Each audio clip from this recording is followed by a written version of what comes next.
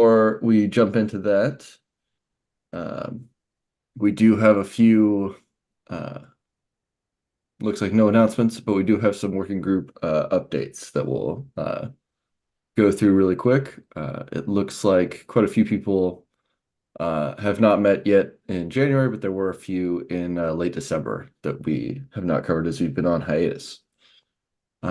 So the most recent Hyperledger Indie Contributors Group met on the 19th of December. Was anyone able to attend this call that would like to give us a quick recap?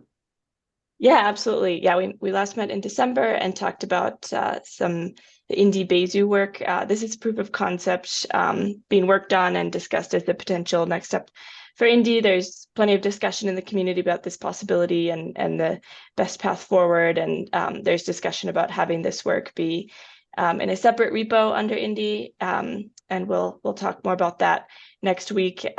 We also talked about a bug that was discovered in Plenum that's getting fixed. So yeah, it was a good meeting. Awesome. Thank you, Shar. It looks like the Aries working group also met on the 20th. Was anyone able to attend that session?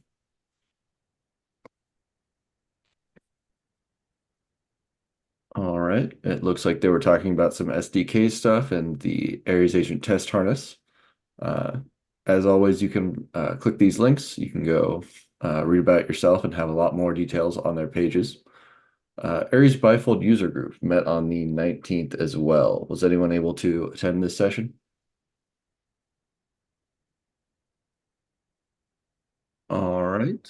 Looks like they had some updates and we're looking at some of this stuff, implementing on creds in W3C data format.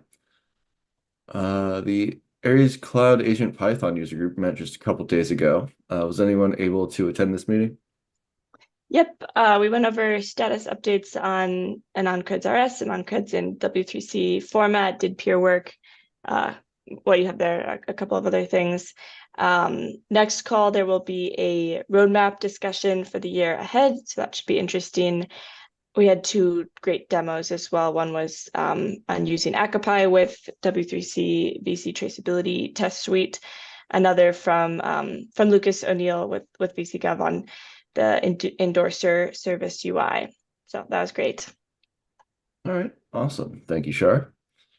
It looks like this one has not met since we did last time. Hyperledger Anon-Creds met just recently in January. Was anyone able to attend the Hyperledger Anon-Creds meeting?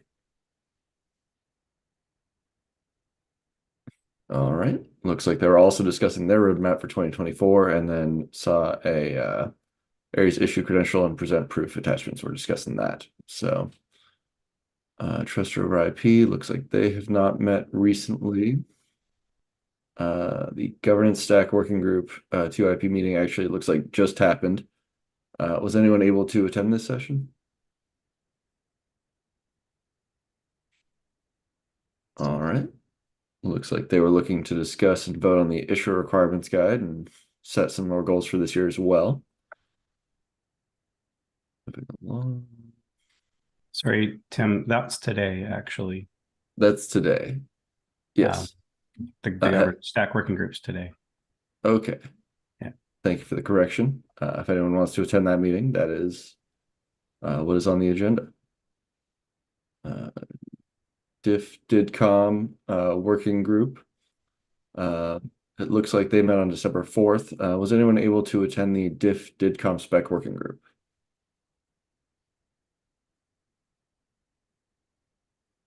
All right.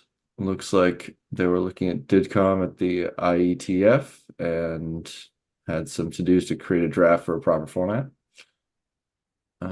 I was unable to find information on the Didcom users group. Does anyone know if they've met recently? All right, we will move along. Interoperability that hasn't met. And I was unable to find information on the W3 standard DID working group. Does anyone know if these they've had a session recently? All right, we will assume not then. That brings us to the end of working group updates, unless anyone else has anything to add. We will pass it over to Nancy and Kyle. Thank you both for joining us. Thanks, Tim. And thanks for having us. I'm going to share my screen with some slides, and Nancy's going to kick it off. The only quick thing, Tim, just for our group here, Brett asked at the beginning if we could do introductions for new people. So I'm just wondering if we want to do that. Absolutely. Yeah, let's take some time for that. Thanks. Are there any new people on the call who would like to introduce themselves? You can say a little bit about the work you're doing or your interest in this space. So feel free. Now would be a great time. He put his hand up first. Oh, sure. Go ahead, Deepak.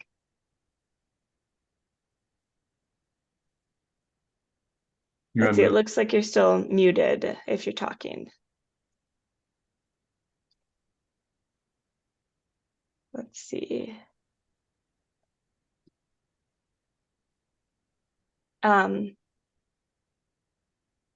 He should be able to unmute. Let me check. Okay.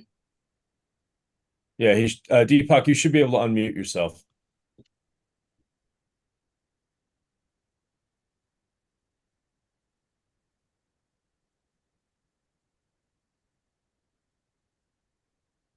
Let's see, Brett, would you want to? Oh, Yeah, sure, there we go. sure. Sorry, Deepak, we can't hear you. My name is Brett Carpenter, and I'm the managing partner of Cragco, a partner with IBM, and we are focused on a telecommunications architecture and then a high level. And so we're being incubated by the County of Oakland, Michigan, at the Shotwell Gustafson Pavilion in Rochester Hills, Michigan. And essentially what my focus is with blockchain is treating blockchain as a utility. We are, again, IBM partners with asset management. And so it is my treatment that blockchain as a utility would be able to create access to those assets within the IBM Maximo environment. And so my business partner invented the causality matrix. And in that, there are unique identifiers and DIDs that would essentially facilitate that blockchain component with tablets and phones. And so I found this SIG through David Boswell and asking him questions. I am the Hyperledger organizer of Troy, Michigan. Thank you. That's great. Thank you so much for joining us, Brett. We're glad you're here. Thank you. Deepak, are you able to hear us? Is your audio working?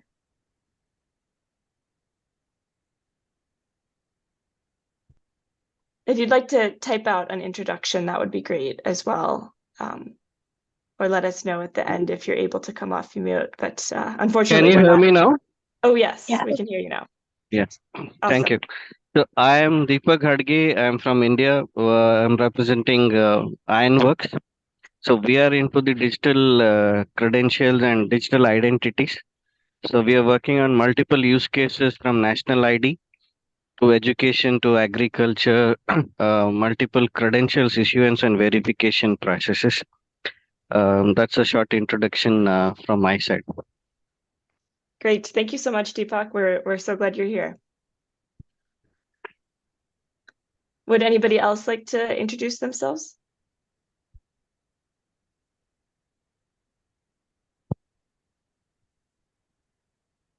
Great. Awesome. With that, we'll turn it back to Nancy and Kyle. Thanks, Char. All right, I'm just going to share our presentation. In the meantime, I can give a bit of an intro to myself.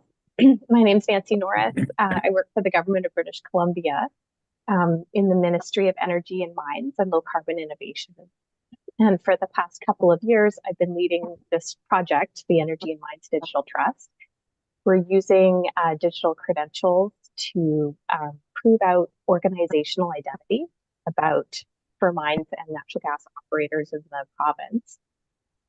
And the sort of the purpose of the project is to create the digital tools so that operators can prove out their sustainability performance, and so that we can advance a sustainable economy and also have very high degree of environmental protection in the province. And I'm Kyle Robinson. I'm the Senior Strategic Advisor for BC Digital Trust and Energy Mines Digital Trust. And I've been working on this for about 2 years, I think a little over 2 years now. And just working on a lot of the governance pieces for these ecosystems, and talking about it with lots of different partners, educating and getting people on board. Yeah, and providing me with very excellent advice because I am not technical. I have a policy background. I'll start with a territorial acknowledgement. Just wanted to acknowledge that I'm calling in today from the traditional territories of the Lekwungen speaking people, known today as the Esquimalt and Songhees First Nation. And I'm very grateful to be able to work and live on these lands. I think it's very important to acknowledge the historical long-term connection between the First Nations people and the land. There was this systematic policies of erasure of history of First Nations people in Canada. And so it's important to restore that and acknowledge that historical connection and that exists to this day. So, Energy and Mines Digital Trust, what we found, what we've heard from energy and mining companies in the province is that they are being pressured more and more to prove out their sustainable performance. In BC, we have very strong laws around environmental protection. And so they are being asked to share their sustainability data with multiple different parties. And having to package that data up in sort of bespoke ways, which is quite cumbersome for them. And as that information is passed from the source of truth, them to all sorts of other parties, there's a risk increases that there can be mishandling of the data or misrepresentation, and trust is lost. So we started to explore digital trust solutions. And I don't have to explain to this group all about verifiable credentials, and which we refer to as digital credentials in this presentation. And the idea that, it puts the control in the hands of the holder of the data to be able to share in a way that is very trustworthy, very protected, and the end consumer of that data knows that it hasn't been tampered with. So there's a higher degree of trust in what's being inputted and extracted.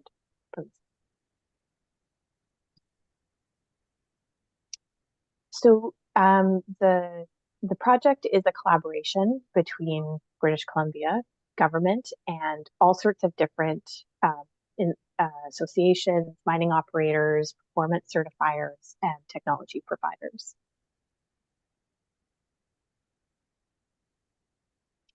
Some of the drivers for the project, they're particularly for critical raw materials. There's a growing demand, but an underinvestment. And this is because of the environmental impact of the industries that we focus on, natural gas and mining. And there's a lot of perception, some of it warranted, around social and environmental impacts of large mining projects and natural gas projects. And so there's a need for these operators to do a better job of not only improving their sustainability performance year over year, but also being able to articulate that out to the public in a way that's trusted. That leads to the second point around ESG disclosure. So those are frameworks that measure environmental, social, and governance um, performance of various companies. Again, being able to share that information in a way that's trusted is definitely a gap at the moment. There's also increasing regulatory pressure. The United States and the European Union, for example, have enacted all sorts of different, very stringent legislation recently around supply chain transparency. And for importers into those economies to be able to prove out that every single actor along the supply chain that resulted in that product that's entering their markets behaved in a way that was ethical and sustainable, didn't use forced labor, need to disclose carbon emissions all the way along the supply chain. Many different pieces of legislation around that from consuming economies. We've also noticed is a lack of technical interoperability between all of these different solutions. So we wanted to focus on a technology that was open source and had the opportunity to pursue interoperability. And the ultimate goal is to tackle greenwashing. So greenwashing is when companies overstate publicly their sustainability performance. So using the technology to be able to allow good operators to prove out their sustainable performance and put more pressure on the ones that are greenwashing to not be able to do that anymore.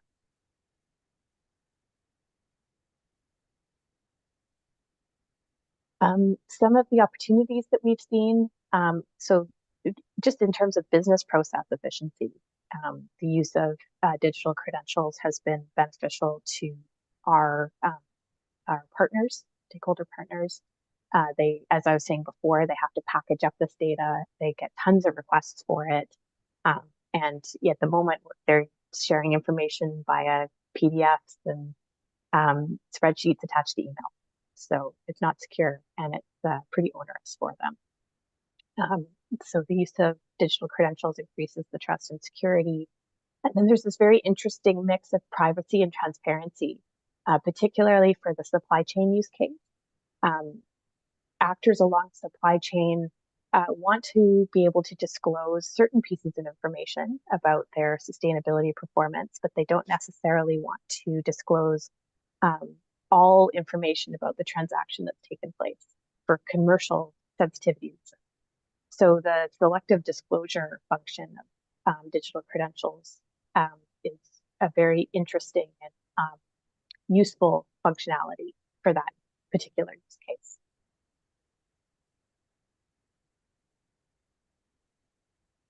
Key terms and concepts. I don't think for this group I need to go into this very deeply.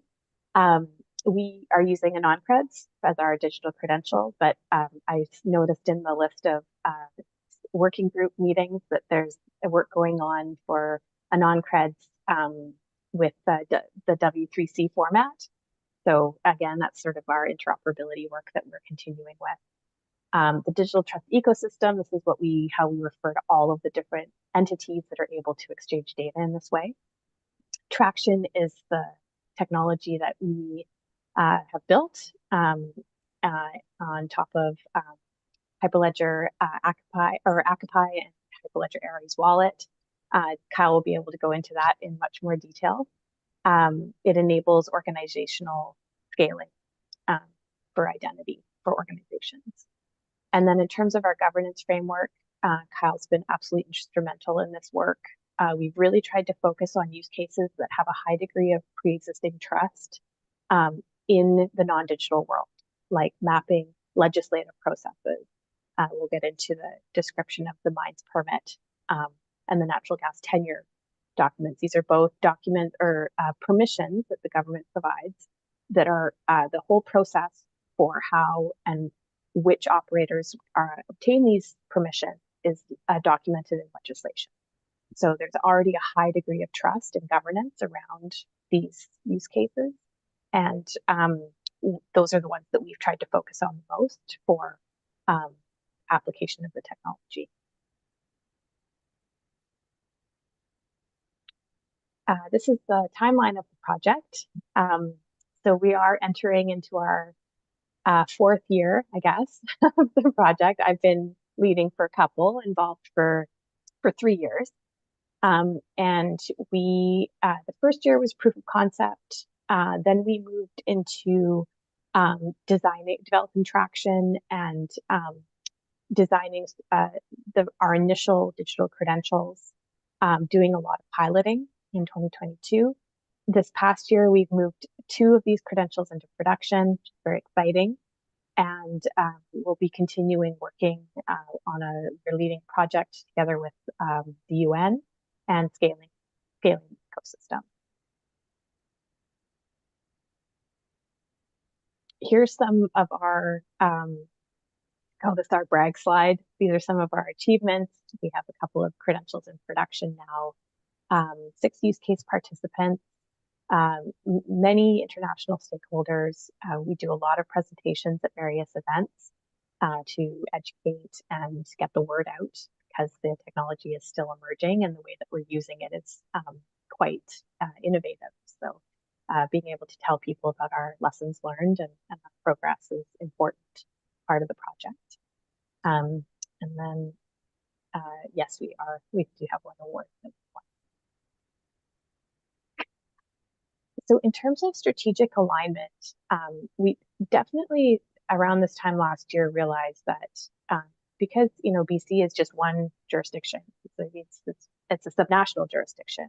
So it's great that we are pursuing this work. It's very interesting and useful for operators within the province, but we wanted to make sure that we were not only that we're not working in a silo, because the true value of digital trust ecosystem is when it's at scale. And for an exporting economy like BC, one of the major benefits is when operators in British Columbia can prove out to international buyers along international supply chains their sustainability performance. So we've been actively aligning ourselves with many different strategic plans and priorities at the provincial level, at the federal level in Canada. There's a critical mineral strategy that we're aligned with. And then globally, we've been working actively with the UN Center for Trade Facilitation and Electronic Business. They are a wing of the UN that focuses on trade standards, and they have been actively looking into the use of verifiable credentials for supply chain traceability, first in the garment and footwear sector, and now through the work that we're doing, looking at critical raw material supply chain traceability as well.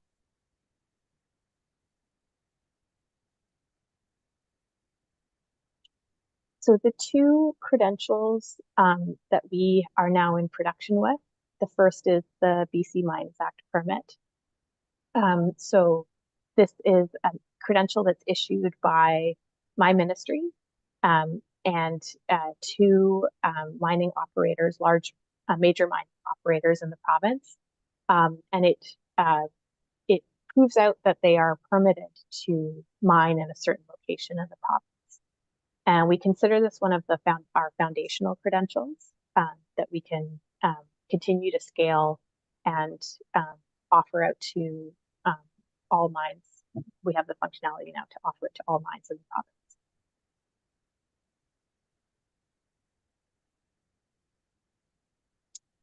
The second credential is the Towards Sustainable Mining credential. So this is a pre-existing sustainability performance system that exists, that is held by the Mining Association of Canada. And any mine that wants to be a member of MAC has to undertake this sustainability self-reporting on an annual basis. And every 3rd year, they need to have it verified by an accredited auditor, such as PwC or EnviroChem. So we have been, we're now in production with the ability for mining companies to be able to self-assess and issue themselves a self-assessed digital credential with all of their TSM scores. We also now have the ability to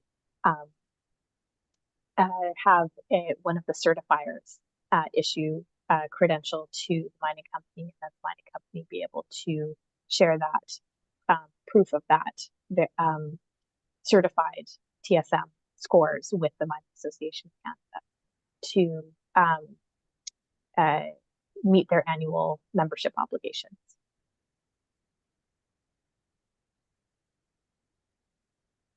So these are our current ecosystem partners. You can see that the various credentials that we've talked about are listed here, and the technologies that we've been using. I definitely want to call out Northern Block. I've seen that too. Cloud is on the call, has been a really incredible partner in this project, and multiple different entities in this ecosystem are using the Northern Block orbit solution.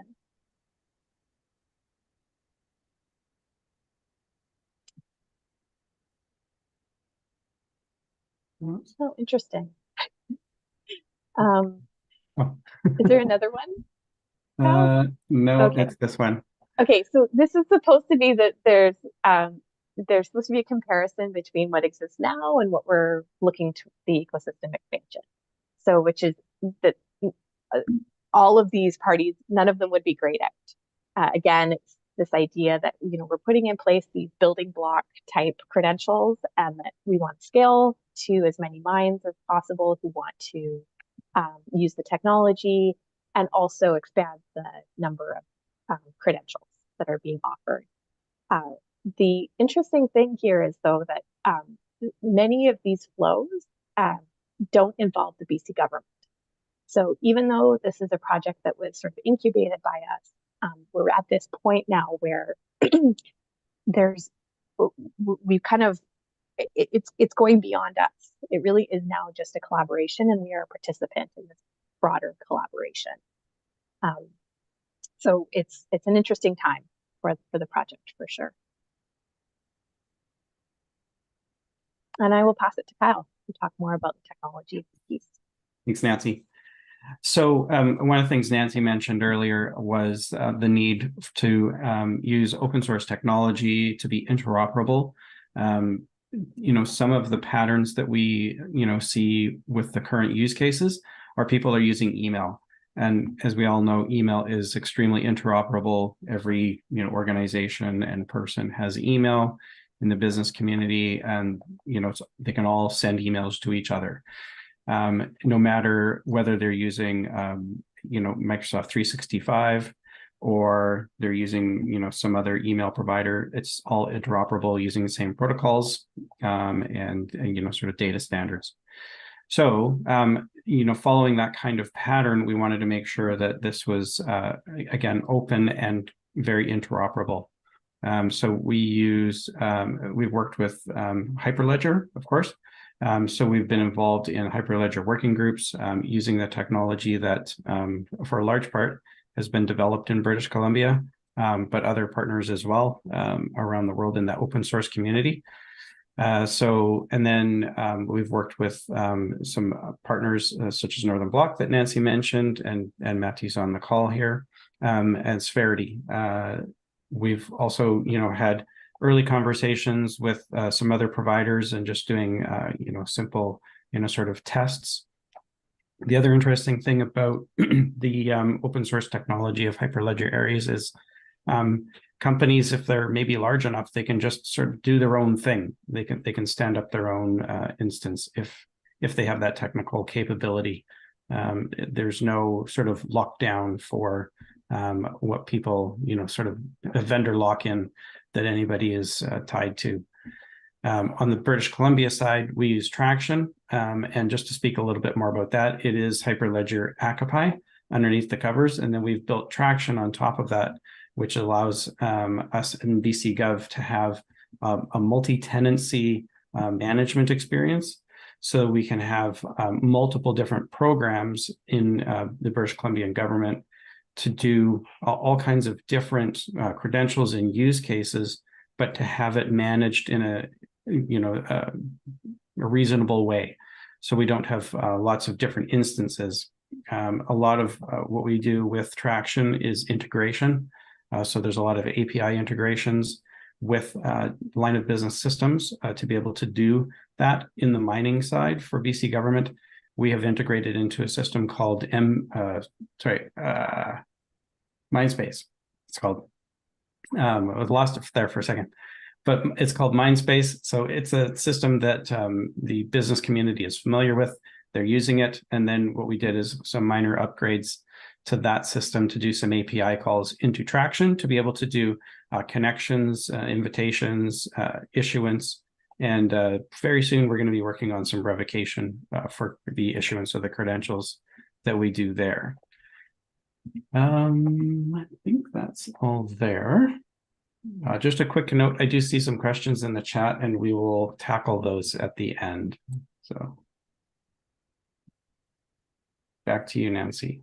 Yeah, great. So the work that we're doing with the UN is looking, basically what we wanted to realize that as a small jurisdiction, I mean, not physically small, but small population off in the corner of the world, we don't, we need to make sure that what we're doing is aligned with what's happening on a global level.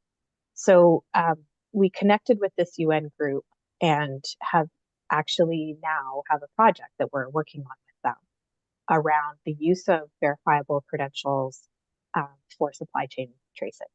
And the thesis here is that there are pockets of data that are held about supply chain with supply chain information throughout all over the globe, by regulators, by governments, by performance certifiers, by the actual supply chain actors themselves, on and on and on. So how do you link that data in a way that doesn't, where everyone is not having to push it to one particular platform, because that sort of model has been tried, where you have one platform and you try and get everyone in your supply chain to push to it. And it's very difficult to scale for multiple different reasons. So this project has a technical side to it, which is where we are creating protocol for how verifiable credentials can be used to link data between different and sort of map a journey of a product along a supply chain, right from the mine site to the consumption point, actually to where it enters a market, I would say. The focus for us is on critical raw materials. So head to the next slide. Oh. Right. So yeah, again, some of these motivations. So world is facing sustainability challenges. Both regulators and markets are responding to them. There's meaningful incentives for sustainable behavior, like, as I was saying, legislation and consuming economies that where you have to be able to prove out supply chain sustainability, and or else you won't be allowed access to that market. At the same time, there's certain levels of like carbon tax that would have to be paid at the border. So that's sort of a negative incentive, I guess, to lower carbon emissions. And then there's also emerging price premiums for operators that can prove out the sustainability of their goods. So that's a positive thing, but it also encourages more greenwashing. So how do we make sure that, or enable tools that allow the incentives to be realized without, and also shine light on the bad actors. So we do think that there's a technology solution that can assist with this issue. And so that is where we're moving, what we're trying to address with this project.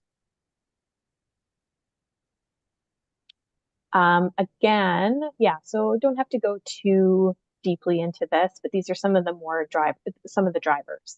again, I think I've touched on a number of them. There's many platforms which one you choose, you don't. You just choose one that conforms with the transparency protocol. There are a ton of standards out there. So we are also creating a sustainability vocabulary that's specific to critical raw materials. With selective disclosure, you don't have to disclose sensitive information. You only have to disclose what you want. And it's too complex and expensive. That's another thing that we are really trying to address through a UN project, because we want it to be an equitable solution that doesn't just privilege sort of, rich nations or, larger, more sophisticated operators. Yeah, and again, so this is the protocol that we're developing. We're developing sort of a generic protocol, and we're doing an extension which is more specific to critical raw materials as a big component of the project. And these are the subgroups, and I can address one of the questions from the chat here so we've got the traceability group, we have the sustainability vocabulary mapping. We have a group of lawyers who are going to look at what we come up with and make sure that, well, not make sure, but provide their opinion on the legality of it, because it's, moving between multiple different jurisdictions.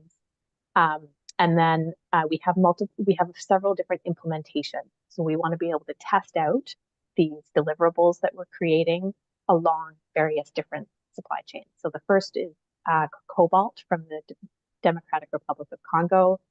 We have a copper implementation with copper that comes from British Columbia, and then a lithium implementation from lithium in Australia.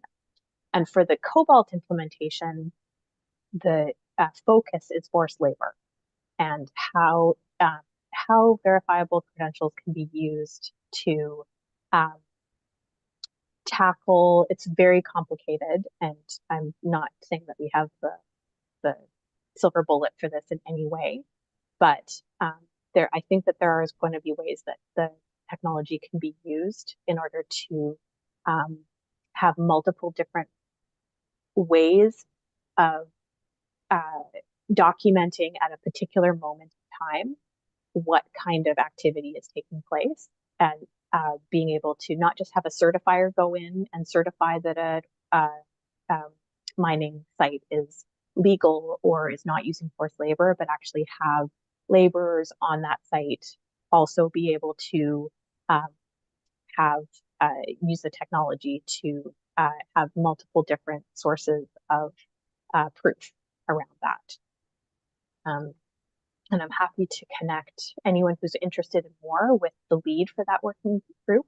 Her name is Golda Velez, and she's an active member in the community, and she's got some really great ideas around this implementation.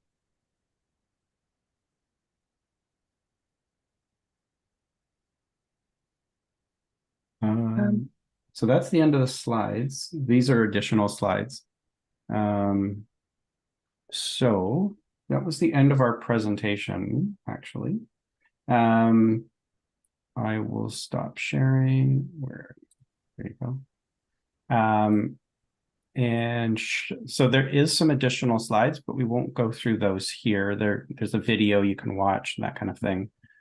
Am I right, Nancy?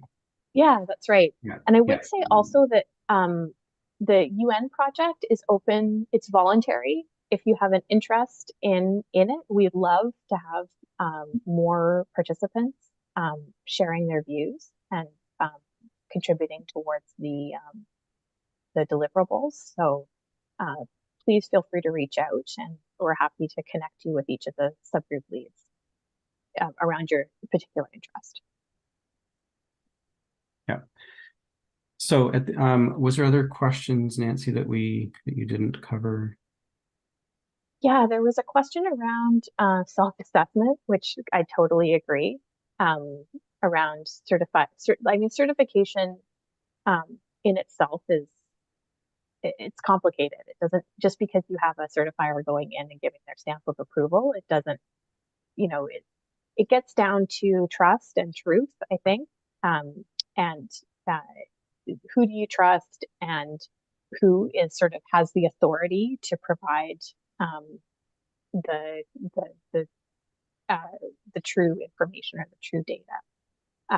We've tried really hard to focus on sustainability reporting that has strong pre-existing governance. And if you're interested, we can send you links to the Towards Sustainable Mining protocols. They have in my opinion, a very strong, robust reporting structure. Agreed that self-assessment is problematic, but every third year they do have a verified auditor that verifies the assessment. So I think it's probably a matter of, and what we've tried to do a lot in the governance documentation is point out what exactly what it is that the credential attests to and what it doesn't attest to. I think just being very transparent in that, providing what information, what the information says and what we can't guarantee is the best that we can do, given the way that that data is produced.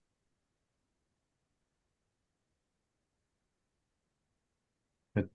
Nancy, Alfonso, I'm going to call out your question here that you sent me directly. But one of the things, Nancy, that I've been working on in the past with Alfonso is an ontology for the climate action and special interest group, climate action and accounting. And so one of the things that you mentioned was the sustainability vocabulary. Yes. On the UN side. So can you maybe explain just a little bit more about that specific vocabulary? Sure.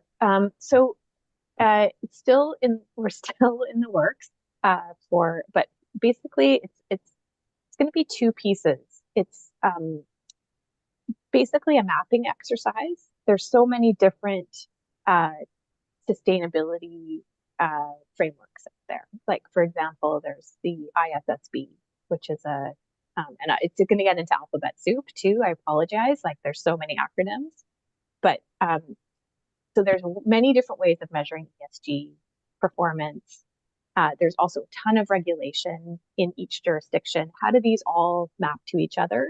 And what are the key pieces of information that are a mining operator is being asked for from the smelter that's one step along the supply chain from them?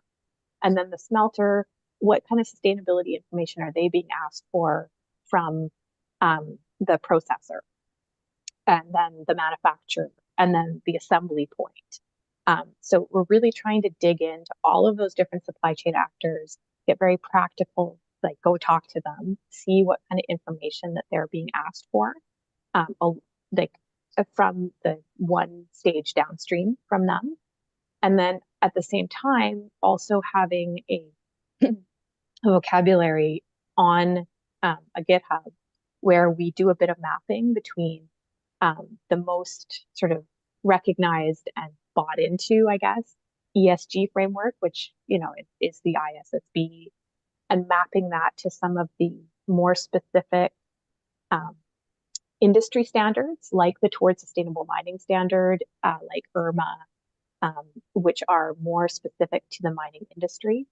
So that, and I'd have to get my co-editor, Steve, to come on and explain the technical side of it a little bit more. But really what we want to be able to have is verifiable credential schemas where you're able to actually link and make meaning of what it is that's in the credential. If that product has a link to a credential that has a mine site with, like, the original material came from a mine site that has TSM certification. Well, what does that mean? Not everyone's going to know what that means. But at least if it's linked, there's a place where there's a mapping that's been done and that there's actually some coding attached to it, that there's an ability for like a machine readable ability to take you to a UN approved vocabulary for these pieces of for all of these different types of measurements of sustainability. I don't know if Thank I've you. explained that well. It's sort of Yes, new. yes. We're newly You- thinking, like, and it's always evolving. Like, I just had a conversation with my co-editor yesterday about this. So Yes, you have. Thank you. Thank you very much, Nancy. We will contact you. The we means the Climate Action and Accounting SIG of Hyperledger with great. with the standards Okay. working group, because we would like to test our ontology with the work of mapping that you're doing Wonderful. and see what synergies we can find. Thank you. We'll contact you directly Okay. through Kyle. Great. Okay. Yeah. I mean, we know that there's a lot of other work going on, similar work. We do not want to reinvent the wheel. If you have something that's already sort of a few steps down the path on this, we would love to be able to. Kyle is partly responsible also for that for that work. No. Yeah. So I'll put my email in. I'll send you my email and Great. we'll work together. Thank you. Thanks. Pippin? Nancy, do you see the other question from Deepak? Oh, okay. I'll let you do that. Sure. Carbon credits? Oh, yeah. Okay. So good question, Deepak. We have really tried to stay away from this using verifiable credentials as monetizing, like having any kind of monetary value. We're not really looking at tokens. I think that that's sort of a terminology that's used. For a number of different reasons, but for scope is one of them. We're trying to focus on issuing credentials that are proving out identity factors about an organization. And that's sort of, I think it's because the model for verifiable credentials has been around individual identity. We're kind of taking a leap just by moving it to organizational identity, taking another leap to having them as tokens, monetized tokens. Just, it seemed like it was a leap too far. But that's really why we focused on doing it the way we have. And Dippin's had his hand up for a minute, so please go ahead. Somebody raised my hand for me. Okay. But I'm,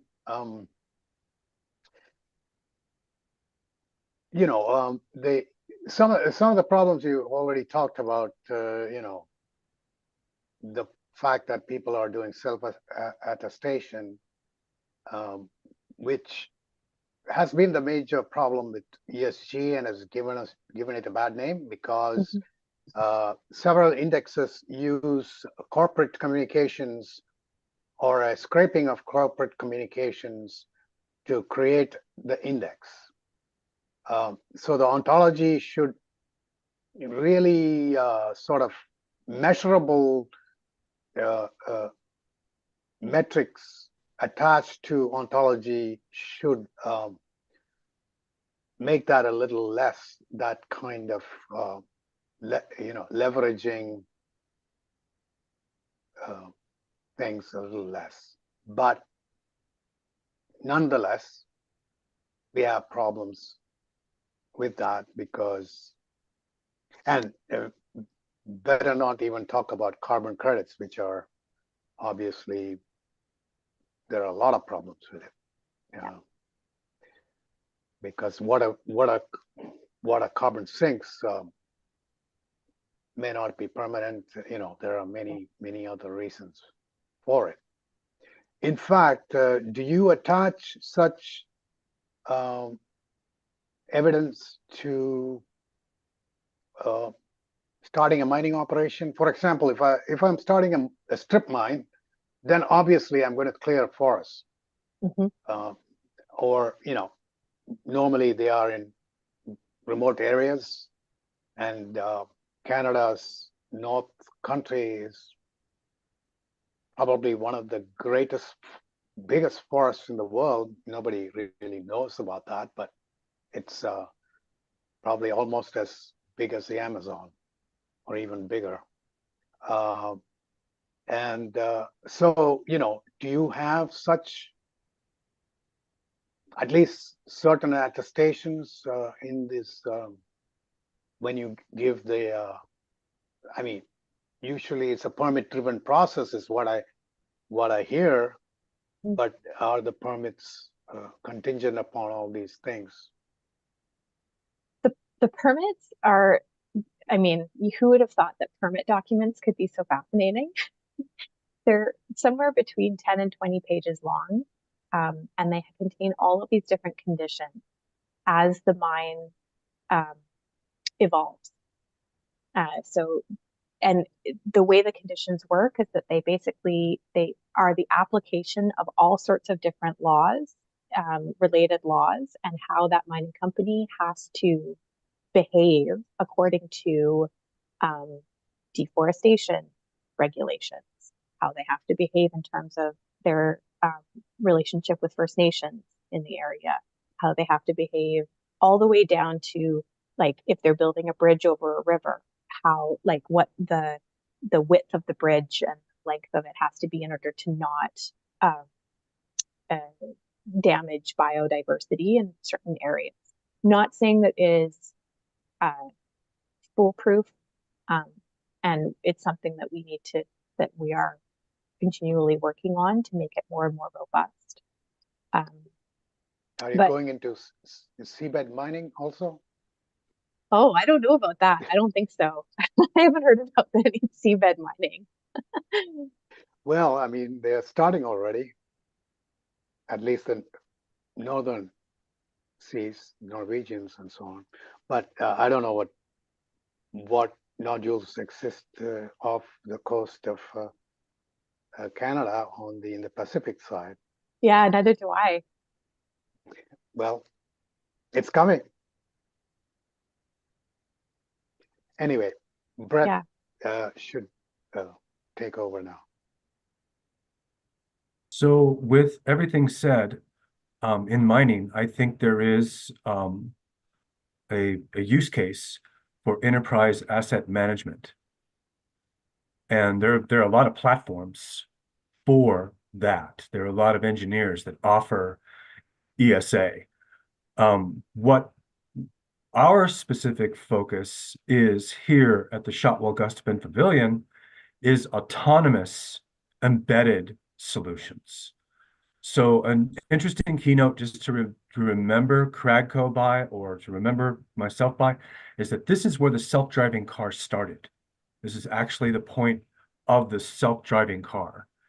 And so we have autonomous systems that are not self-driving car. It's just everything that's automated, everything that's automated. And by the way, we are the home of automation here in Oakland County. Sorry to brag and boast so much, but I guess to backtrack, I really think that asset management that is being utilized by telephones, cellular telephones, and tablets, and maybe even smart glasses, could be a functionality that would prove useful to the mining operations. To give, for that asset management, to be able to give a linkage to the employee with a blockchain solution, which our solutions would be autonomous through the DIDs. And so I'm just wondering what your treatment is on what I'm saying. It's interesting. One of the things that I was going to say earlier, but didn't find a good spot for it, was what we're doing is we're kind of developing two parallel ecosystems in a sense. So a lot of the work that we've done in the past has been enterprise focused. So sure. On that diagram where we've got the logos, each one of those is representing a wallet that holds things, right? And digital credentials is one of those things. And then there's transactions that can happen between those wallets to share some of those digital credentials. What those digital credentials contain can be anything from, an actual like VLEI, we're having some conversations with Glyph to have some sort of, trust and structure around what the identity of that organization is. then there's permits and licenses and reports and multiple yearly reports and all these kinds of Right, things. right. Right. That's asset management, right? Yeah. And so that's one layer. Right. And then there's a second sort of associated or linked ecosystem, which is into the supply chain and the traceability, right? Correct. And so that takes on a little bit of a different shape, right? So you've got if you look at it from a personal perspective, I've got my wallet, I've got my cards in it, and that's my representation of me.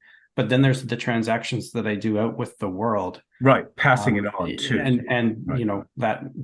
without getting into the tokens and that kind of thing, you can be like, okay, well, I'm going to give this money here, and then how it just kind of makes its way through a traceability system. Correct. Right. That's sort of a second, this dimension. Exact context has been my focus since 2016. Mm-hmm. Yeah. And so what we're doing is we're using the Hyperledger Aries wallet and protocols to do the kind of storage of that. There's a number of different types of credentials. So we've mentioned a non-creds. There's W3C.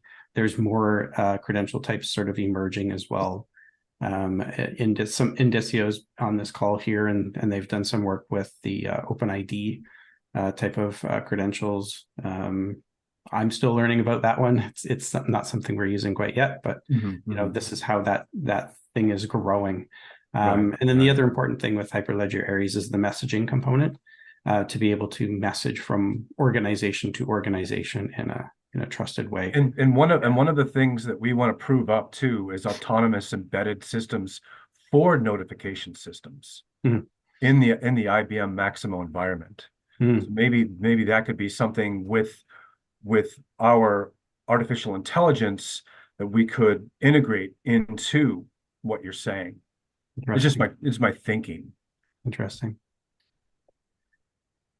Okay. Are there any other questions? It looks like we're very close to time, so I will actually turn it back to Tim or Shar. And maybe you can awesome. take us No, home. you are correct. We have about a minute left, so thank you all for coming. Kyle or Nancy, if you could email, are you comfortable with sharing the slides from your presentation? I think, Shar, you have them. All right.